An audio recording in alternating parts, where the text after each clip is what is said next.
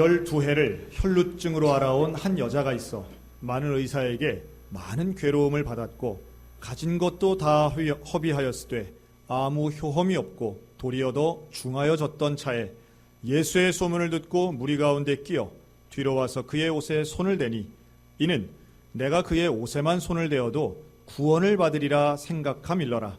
이에 그의 혈루근원이 곧 마름에 병이 나온 줄을 몸에 깨달으니라.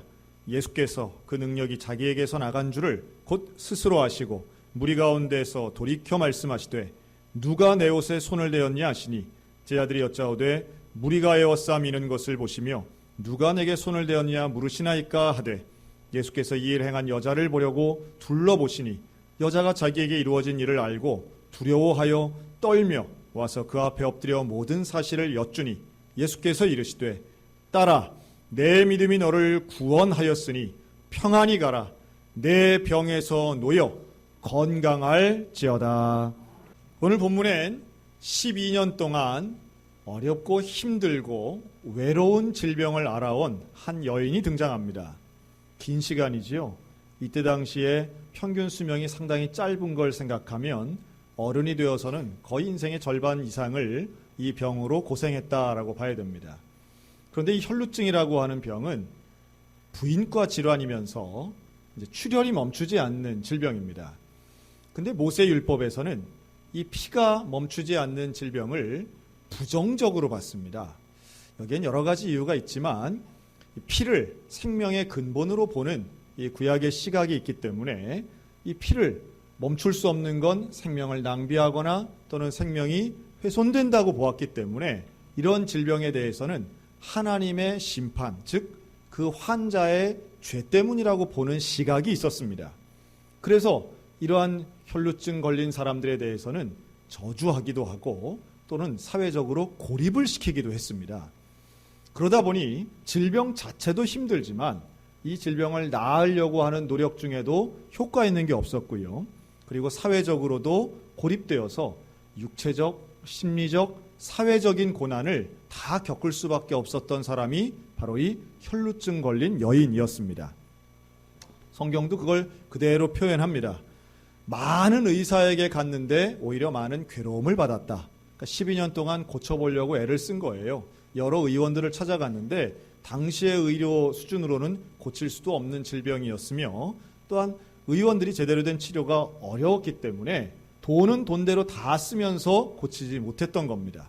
아니, 고치지 못한 정도가 아니라 그 증세가 더 악화되었던 거죠. 오늘날 현대의학도 큰 틀에서는 비슷한 것이 있는 것 같습니다. 어떤 특정한 질병들은 완전히 치유된다라기보다는 관리하고 또 현재 상태에서 오히려 멈출 수만 있다면 그것도 대단한 의학적 진보라는 질병들 많은 거죠. 오히려 시간이 가면 더 나빠지는 게 대부분의 이런 질병이라든가 문제가 가지고 있는 특성이다 이렇게 볼 수 있습니다. 근데 또 하나 여러분 어려움과 문제, 고난은요 하나만 오지 않더라고요. 대개 보면 여러 개가 한꺼번에 오는데요. 예를 들면 건강도 마찬가지입니다. 건강을 잃어버리면 대부분 건강만 잃어버리지 않더라고요. 사람이 자신감도 떨어지고 자존감도 떨어지고요. 또 건강을 잃게 되면 그 많은 사람들에게 뭔가 피해를 준다는 의식도 생기면서 사람의 성격도 좀 많이 달라지는 것 같습니다. 그리고 실제로 이렇게 어려운 질병이면 이 돈도 많이 잃어버리게 되고요. 그리고 아무래도 활동이 적다 보니까 사회적으로도 인간관계가 끊어지는 것들을 보게 됩니다. 돈도 마찬가지인 것 같습니다. 여러분 돈을 잃어버리고 사업이 망한다든지 해서 돈이 갑자기 없어지면 돈만 잃어버리는 게 아니라 신용도 잃는 경우가 많고요. 그것 때문에 관계나 가족이나 혹은 스스로의 건강도 그거 신경 쓰다가 잃어버리는 경우들이 참 많습니다. 그래서 어려움과 고난은 이렇게 갑자기 여러 개가 몰려올 때가 많아서 사람을 쉽게 낙심시키곤 합니다. 어려운 거죠. 이 여인도 그런 비슷한 상황이었던 것 같아요. 성경에 보면 상한 갈대라는 표현이 나오는데 딱 그 말과 맞는 내일이 없고 희망이 없고 소망이 없는 12년 동안 실패했고 점점 더 어려워지게 되고 가진 재산도 다 없어진 그래서 하루하루 살기가 참 힘들고 희망을 가지기 어려운 여인이었다는 겁니다. 그런데 이 여인에게 소문이 들려옵니다. 예수님이란 사람이 지나간다는 거예요. 평소 같았으면 이 소문에 그렇게 반응하지 않았을 텐데 자신의 상태가 워낙 힘들고 어려우니까 예수님에 대한 소문을 듣고 예수님을 찾아갑니다. 그런데 예수님 주변에 사람이 많이 있는 거예요. 예수님께 나아갈 수가 없는 거예요. 가뜩이나 자기의 질병이 사람들에게 들통나면 이게 여기 와 있으면 부정한 여인이 오면 큰일 나는데 그래서 자기 정체를 들키지 않으려고 아마 옷도 모르긴 해도 꽁꽁 싸맸을 겁니다. 그리고 고개도 숙이고 그럼에도 불구하고 예수님 만나고 싶었던 거죠. 그래서 이 여인이 생각해낸 방법이 하나 있는데 예수님의 옷자락을 붙잡는 겁니다. 물론 옷이 지금 우리 같은 이런 옷도 아니고 원피스 같이 펄럭거리는 옷이었으니까 잡기는 더 쉬웠을지 모릅니다. 그런데 그 예수님의 옷을 잡는 순간 놀랍게도 본인이 느낄 수 있을 정도로 질병이 치유된 줄로 믿습니다. 기적이 일어난 거죠. 여러분, 이 본문을 우리가 이제 잘못 적용을 하면 이게 옷자락 잡는 게 방법이구나 생각해서 이따가 나가면서 목사님 옷을 확 잡아야 되겠다 이러면 조금 오해하시고 잘못된 방법입니다. 그리고 성경에도 사실은 이런 옷자락 잡는 방법이 이렇게 나오는 경우가 별로 없어요. 그러면 이 여인은 왜 옷을 잡았을까요? 그리고 그 옷을 잡았는데 치유를 받았다면 이게 의미하는 바는 과연 무엇일까? 여러분, 간절하면요 방법을 찾게 돼 있습니다. 궁하면 통한다 그러고 목마른 사람이 우물 판다고 하지 않습니까?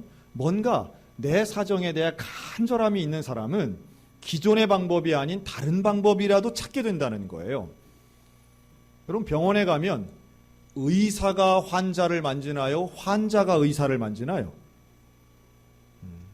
안 가보셔서 잘 모르시나 본데 대부분 환자가 의사를 만지는 경우는 없습니다. 여러분 가서 의사 선생님 잘 보여달라고 막 포옹하고 이런 분 없잖아요. 대부분 의사 선생님이 환자를 관찰하고 또 때로는 만지기도 하고 검사를 하기도 하고 어떤 상태에 대해서 보는 거예요. 예수님이 치료하시는 방법도 비슷했습니다. 예수님이 기도하시거나 안수하시거나 아니면 눈을 서로 마주보고 말씀하시거나 되게 이런 것이지 예수님도 모르는 가운데에 옷자락 만졌다고 병난 경우는 상당히 드문 경우입니다. 그런데 이 여인은 왜 옷을 만졌을까요? 뒤집어 생각해보면 이런 겁니다. 이 여인이 정말로 원한 것은 자기의 문제가 해결되는 것이었습니다. 그런데 이 문제 해결을 위해선 기존의 방법, 즉 예수님을 만나고 예수님으로부터 안수를 받거나 예수님과 대화를 하거나 예수님과 눈을 마주치는 것은 어렵다고 본 거예요. 그러면 안 된다고 본 거예요. 그런 상황도 아니고 그런 처지도 아니었던 거죠. 그런 상황 속에서 자기가 할 수 있는 최선의 접촉, 즉 예수님과 접촉해야만 내가 구원받을 수 있겠거니 생각한 이 여인이 생각해낸 게 옷자락이라도 잡는 것입니다. 여러분, 실패를 많이 경험한 사람은요 주눅들게 돼 있습니다.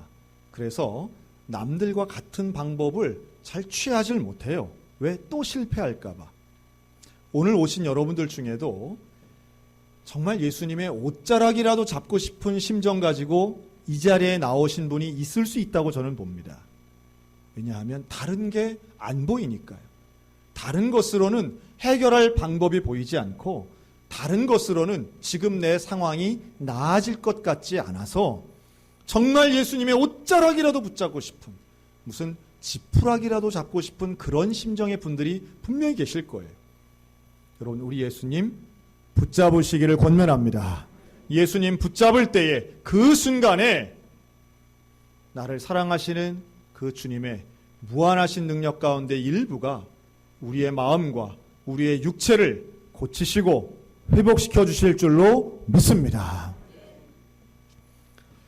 오늘의 예배를 위해서 우리 교육부서가 지금 똑같은 시간에 예배를 드리고 있는데요. 교육부서 설교자들과 제가 2달 전에부터 이날을 준비했습니다. 그래서 오늘은 신유 중에 육체의 질병이 회복되는 신유, 이번 여름 성경학교 수련회의 공통 주제이기도 합니다.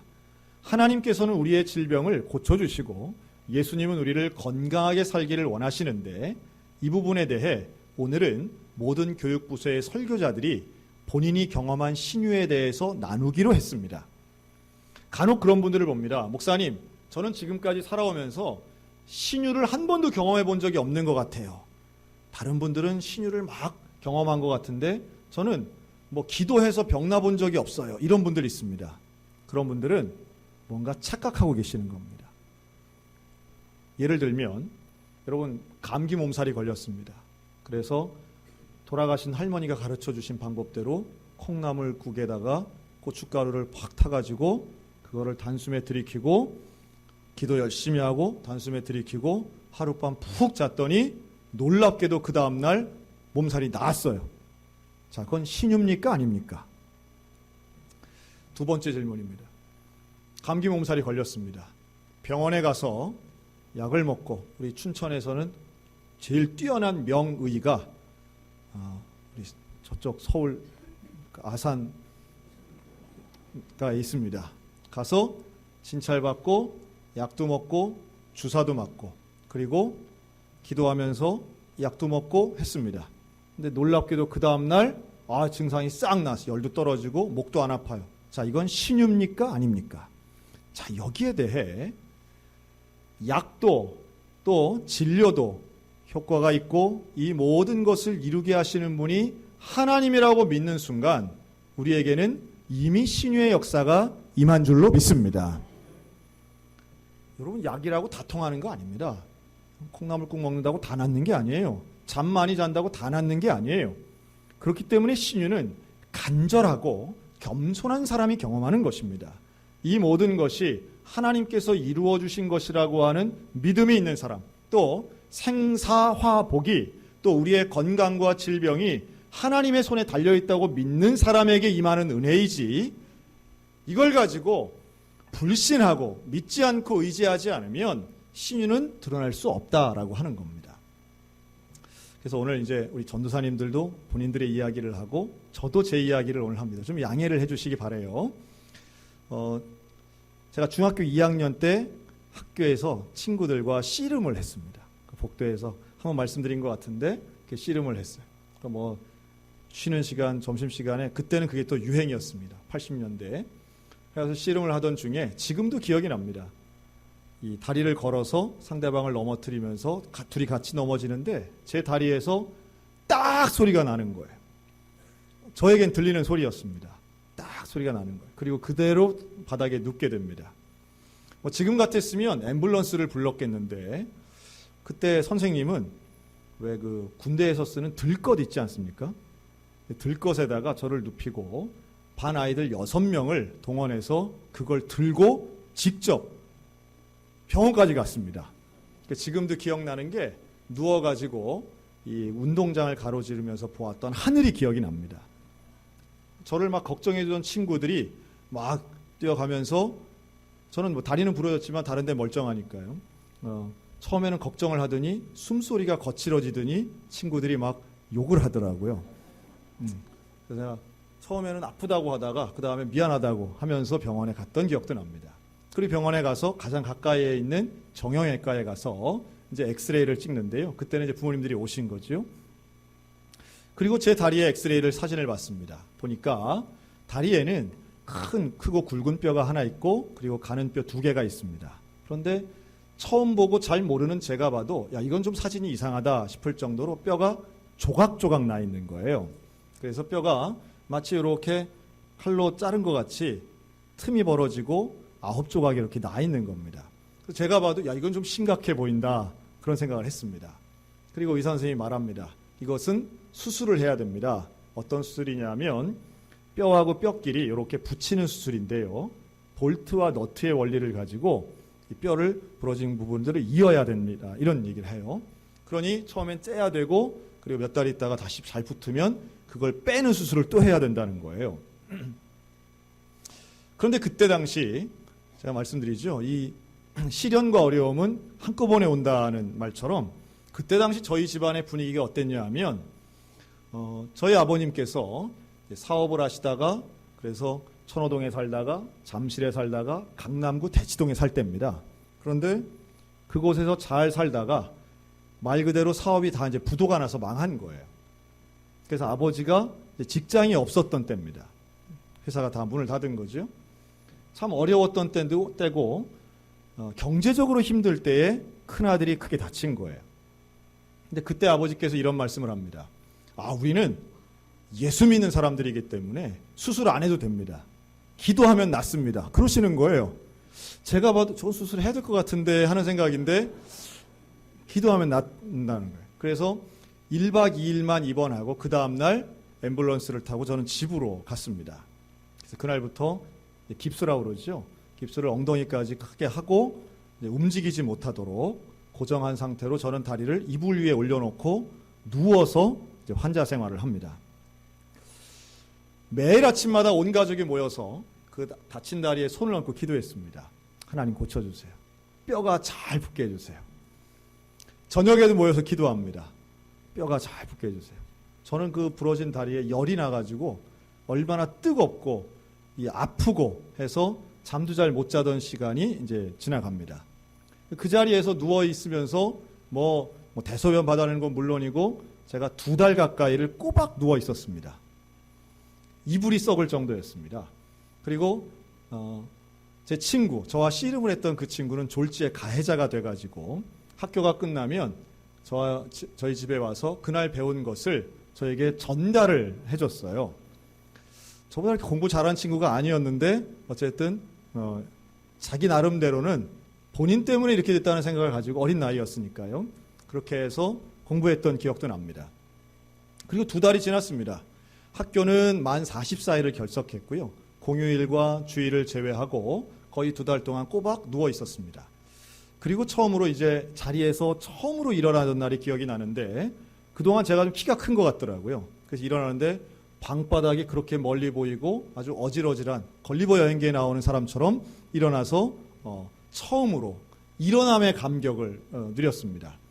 그리고 첫 번째 외출을 했던 날이 11월 말이었는데요. 제가 다친 것은 10월 2일이었습니다. 날짜도 정확히 기억합니다. 그리고 11월 말에 처음으로 간 것이 바로 예배당이었습니다. 목발을 짚고 어색하게 목발을 짚고 예배당에 처음 갔을 때 마침 그날이 중등부 총회를 하는 날이었는데요. 그때 한 120명 정도 출석하는 그 중등부 모임에서 제가 총회에 참석을 한 거예요.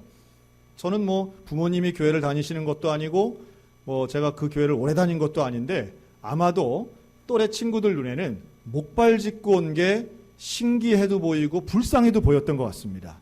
그래서 그날 총회에서 제가 회장으로 뽑히고 그날부터 교회의 인싸가 됐습니다. 인싸는 인사이더, 아주 그 주축이란 얘기죠. 그래서 목발을 짚은 채로 교회를 앞장서고 여러 가지 일들을 회장으로 했습니다. 그러면서도 목발을 계속 짚고 다니는 거죠. 해가 바뀌어서 중학교 3학년이 된 이후에도 저는 계속 목발을 짚고 다녔습니다. 깁스를 풀지 못했기 때문이죠. 그리고 3개월, 4개월, 반년이 지나고 병원에 가 사진을 찍는데요. 한 달에 한 번씩 가 사진을 찍었습니다. 놀랍게도 의사 선생님이 뼈가 잘 붙었다는 거예요. 그러자 저희 부모님은 당연히 그렇지. 당연히 그렇지. 나중에 안 것은 수술을 하자는 의사의 말을 거부할 수밖에 없었던 상황은 수술비가 없었다는 겁니다. 그래서 아버지는 수술비 걱정 반, 그리고 하나님께 맡기는 신앙 반, 이래서 집으로 갔는데 생각해보면 지금의 저보다 훨씬 젊으셨던 저희 아버지는 얼마나 힘든 결정이었을까 하는 생각을 해봅니다. 그리고 나서 학교를 이제 갑니다. 학교를 가서 유급한 게 안 된 게 다행이지요. 학교를 다닐 때도 저는 1학기 내내 이 목발을 짚고 다녔습니다. 그래서 저희 3학년 담임 선생님은 제가 장애가 있는 줄로 처음에 생각을 했던 거예요. 왜냐하면 그 깁스를 바지로 이렇게 덮어서 매일마다 목발을 짚고 다니니까 그렇게까지 생각을 하고 전체 기합을 받을 때도 저는 손 들고 있어 하는 것도 저는 안 했습니다. 왜냐하면 선생님이 항상 너는 아픈 애, 너는 힘든 애, 전혀 아프지 않았는데 그런 것도 안 했고요. 그리고 목발을 짚고 다니면서 목발이 익숙해지기 시작했습니다. 그래서 친구들 사이에서는 2발 띄고 목발 짚기, 계단을 목발로만 올라가기, 목발 하나에 의지해서 빙글빙글 돌기, 이런 것도 보여주고 했던 기억도 있습니다. 그러다가 거의 만 8개월 정도 됐을 때인데요. 이제 이 기부스를 마지막으로 이제 제거하는 날이 됐습니다. 그 병원에 가서 이제 그 기부스를 완전히 이제 제거하는 날이었습니다. 참 감격스러웠어요. 그 아내가 간지럽고 참 냄새도 나고 이래서 참 답답했는데 그 기부스를 꼭 일생 동안 하고 있었던 것 같은 답답함이었는데 그걸 드디어 이제 해제하고 깨끗하게 다리가 된 겁니다. 다만 수개월 동안 쓰지 않아서 다리가 상당히 가늘어져 있었어요. 그리고 집으로 왔습니다. 교회로 먼저 갔습니다. 너무 기뻐가지고 교회에 가서 하나님 앞에 하나님 감사합니다. 제가 이렇게 기부스를 다 풀고 그간 어려웠던 거 다 낫게 해주셔서 참 감사합니다. 기도하고 교회 친구들과 함께 집으로 가는데요.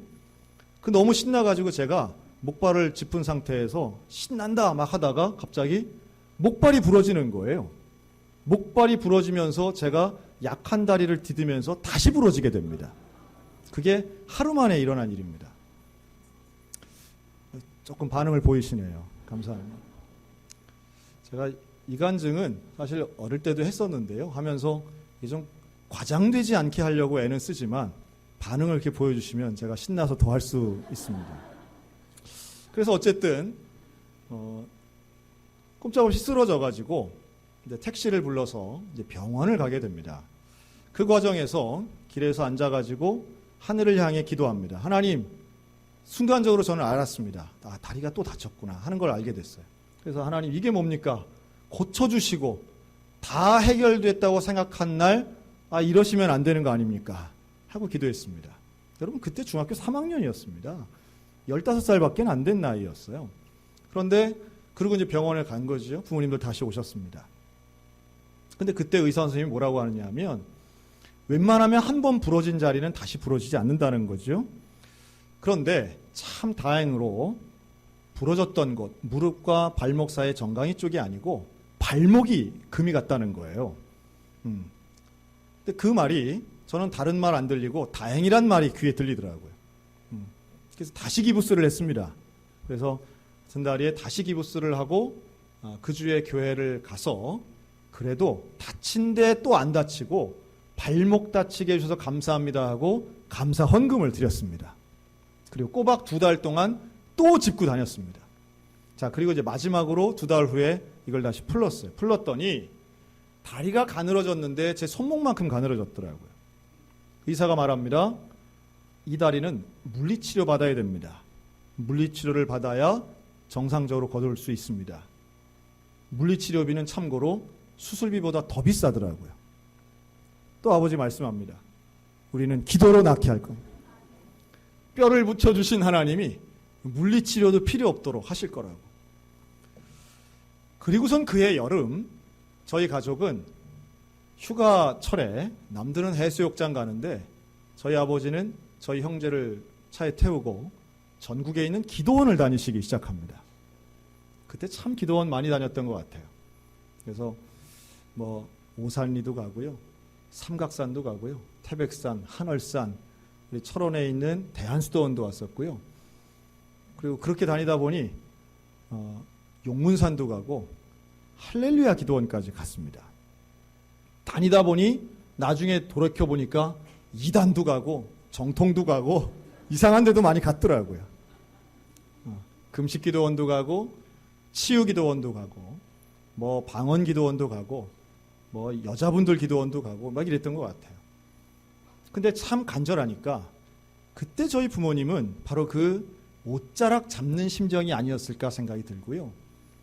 하나님 앞에 돈으로 해줄 수 있는 게 없으니 어쨌든 정말 목숨 걸고 어디든 가서 기도받고 어디든 가서 고침받을 수 있다라고 하면 어디든 찾아가셨던 그런 발걸음에 저는 뜻하지 않게 10대 중반의 나이에 기도원을 경험하게 됩니다.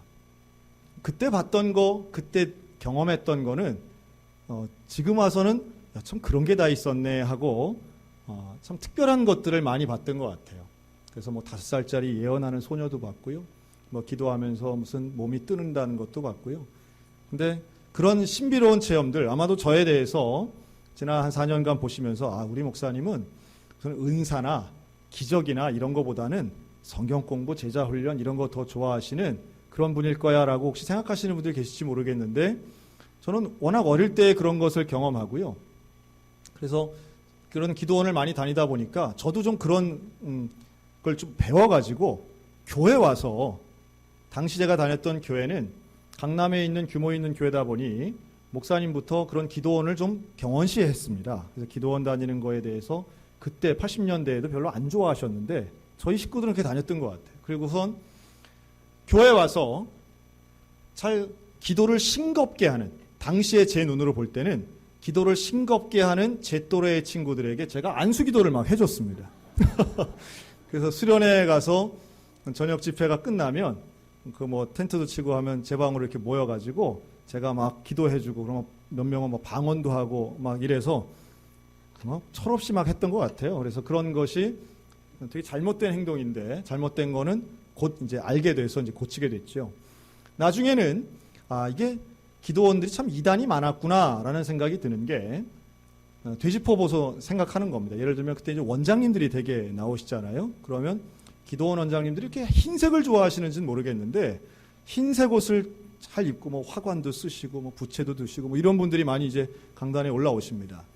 그럼 그분들이 설교하실 때는 되게 반말투로 이렇게 하시는 분들이 있어요. 그러면 뭐 나이도 그렇게 많지 않으신데 반말을 하고 뭐 쫓아내기도 하고 욕도 하시고, 그런데 지금도 기억나는 참 확실히 이단이다라고 생각하는 것은 이렇게 계단을 올라와서 서가지고 이런 말씀을 합니다. 내가 오늘 요한복음을 설교하려고 했는데 이 두 번째 계단 올라오는 순간 마가복음을 설교하라고 하나님 말씀하셨다는 거예요. 여러분, 이런 것을 우리는 직통계시라고 합니다.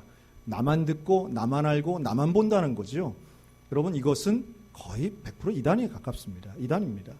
여러분, 그런 경우들은 우리가 되게 신비스러워 보이고 그런 분들의 말이 되게 권위적으로 보이고 절대적으로 느껴지기 때문에 의지하고 싶은 마음은 이해되지만 우리 하나님 그런 분 아니시고요. 성경이 증언하고 있는 그 방법이나 성경적인 가르침은 절대 그런 직통계시를 가지고 즉각적이고 반응적으로 나오지 않는다는 거예요. 그래서 그런 걸 깨닫고 신학을 공부한 이후에는 정말 본질적으로 마술 같은 신유, 마술 같은 치유보다 더 중요한 것은 예수 그리스도를 만나는 것이 신유구나라는 것을 하여튼 새롭게 깨닫게 됩니다. 그리고 뭐 그렇다고 기도원 다니는 게 다 나빴다는 건 아니에요. 기도원 다니면서 저희 가족은 기도에 대한 훈련이 되고요. 은사의 능력과 은사주의의 한계도 동시에 봤던 거죠. 그러면서 제 다리는 점점 건강해지고 뭐 체력장을 하고 군대를 가는데 문제가 없을 정도로 이제 건강해졌습니다. 물론 이것을 그냥 인본주의적인 눈으로 본다면 그냥 낫게 낫다. 어린아이가 다리 다치고 뼈가 부러진 것이 그냥 잘 관리하면 붙을 수도 있는 거 아니냐라고도 보실 수 있겠지요. 그러나 최소한 저와 저희 가족은 전적으로 하나님을 신뢰했고 하나님께서 모든 과정을 인도하셨다고 믿었기에 그때 저는 하나님 앞에 기도했습니다. 하나님, 내가 나의 일생을 하나님께 바치겠습니다. 나를 사용하여 주옵소서. 그런 사고가 없었으면, 그런 병이 없었으면, 다친 부상이 없었으면 하지 않았을 기도를 저는 했고 100% 하나님을 신뢰하며 그리고 그날 이후부터 지금까지 목사가 되는 길을 한 번도 후회하거나 다른 길을 생각해 본 적이 없었다라고 하는 겁니다. 고난과 아픔, 질병과 외로움은 우리가 선택하는 건 아닙니다. 살다 보니 물론 우리가 실수해서 그런 어려움들을 겪을 때도 물론 있겠으나 불행하고 고통스러운 걸 좋아해서 선택하는 사람은 아무도 없습니다.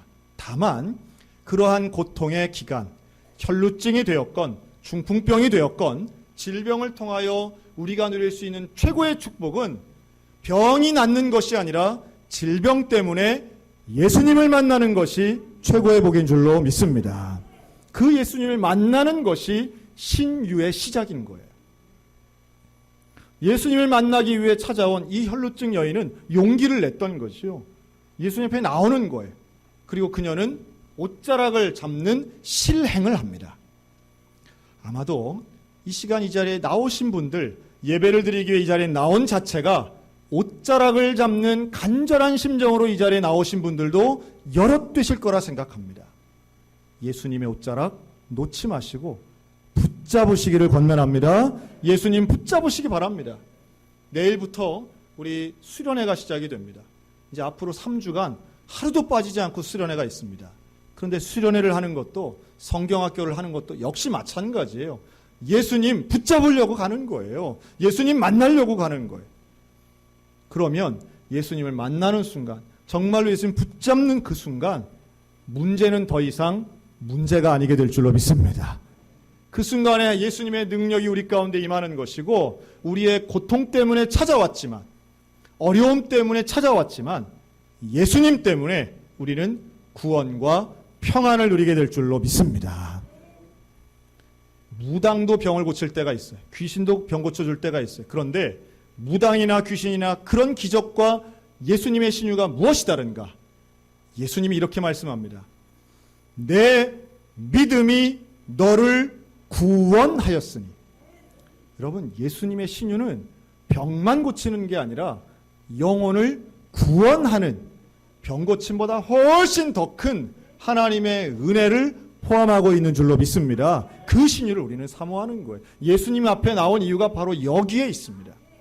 문제 때문에 나왔지만 그 문제보다 비교할 수 없는 더 큰 구원의 은혜를 맛보는 것, 그것이 예수님을 만나는 저와 여러분이 오늘 경험해야 할 신유의 복음인 줄로 믿으시기 바랍니다. 예수님이 이 여인을 이렇게 예수님에게 이렇게 부릅니다. 따라, 따라. 이 놀라운 겁니다. 친구도 떠나가고 가족도 떠나가고 가지고 있던 것 다 없어지고 내게 남은 것은 수치와 질병뿐이라고 생각했는데 예수님은 이 여인을 딸이라고 불러주세요. 관계가 있다는 거예요. 여러분, 우리 하나님은 우리의 문제, 우리의 어려움을 외면하시는 분이 아니고 우리를 근본적으로 사랑하시며 우리를 아들로 딸로 불러주시는 분인 줄로 믿습니다. 그 아버지가 오늘 우리 가운데 불러주시는 거예요. 아들아, 딸아, 내 믿음이 너를 구원하였으니 평안히 가라. 내 병에서 놓여 건강할지어다. 놀랍게도 예수님은 우리가 건강하기를 원하십니다. 육체도 건강하고 마음도 건강하고 영혼도 건강하기를 원하시는 그 예수님 오늘 만나셨으면 좋겠습니다. 얼마나 마음이 아프신 분들 참 많더라고요. 요즘은 마음의 병 때문에 힘들어하시는 분들이 참 많아요. 여러분, 우울증도 마찬가지입니다.